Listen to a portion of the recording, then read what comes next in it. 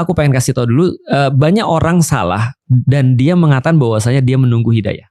Sering banget kan Mas dengar itu ya. Sering dengar itu. Kapan sholat? Lagi nunggu hidayah. Iya. Kapan nutup aurat? Masih belum dapat hidayah. Iya. Gitu kan ya. Jadi kayak gitu-gitu kan ya. Jadi hidayah ini seringkali disalahin terhadap orang-orang yang belum bisa untuk melakukan sesuatu yang seharusnya dia tahu itu harus dia lakukan. Yang menarik adalah sebenarnya menurutku hidayah itu sudah sampai ke kita. Sebenarnya, nih coba lihat ya.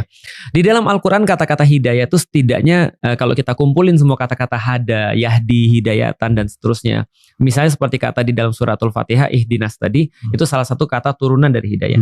Nah kalau kita kumpulkan minimal dia bisa kita klasifikasikan menjadi 3. Satu namanya adalah hidayah dalam bentuk akal. Jadi akal itu di dalam Al-Quran dikatakan hidayah. Wow. Akalnya doang itu hidayah. Berarti setiap manusia yang punya akal dia dapat hidayah. Karena misalnya Al-Quran mengatakan wahadainahu najdain, dan kami tunjukkan pada mereka dengan akal itu mereka bisa memilih 2 jalan. Ada jalan yang buruk, ada jalan yang baik, semua itu bisa dibedakan dengan akal.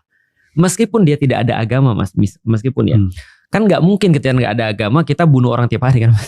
Nggak mungkin ketika kita nggak ada agama kita ngeliat ada orang nangis kita nggak tersentuh hatinya. Berarti dia dengan akalnya dia bisa berpikir setidaknya mana hal yang baik, mana hal yang buruk setidaknya.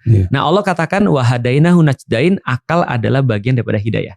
Kami hidayahkan kalian dengan akal itu 2 jalan. Jalan yang baik dan jalan yang buruk kan gitu kan ya.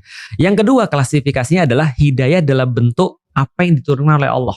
Sains yang Allah turunkan, yaitu adalah Al-Quran dan kitab-kitab sebelumnya. Nah, itu adalah hidayah. Misalnya Allah sampaikan bahwasanya huwaladzi anzalal Quran, misalnya adalah huwaladzi anzala rasulahu bil huda wa dinil haq. Adalah Allah yang terus kemudian menurunkan Al-Quran, yaitu adalah al-huda. Al-huda artinya hidayah, yaitu adalah Al-Quran dan dengan agama yang benar dan Rasulnya. Artinya Al-Quran ini adalah bagian daripada hidayah juga. Nah yang ketiga, yang sering diartikan oleh orang Indonesia sebagai belum dapat hidayah tadi, namanya hidayah itu taufik. Hidayah itu taufik ini adalah semacam kayak persetujuan Allah, ACC Allah ketika akal, hidayah yang pertama itu bisa terus kemudian memahami hidayah yang kedua dalam bentuk apa yang diturunkan oleh Allah. Nah maka Allah kasih ACC, oke, aku ACC kamu ikut ini.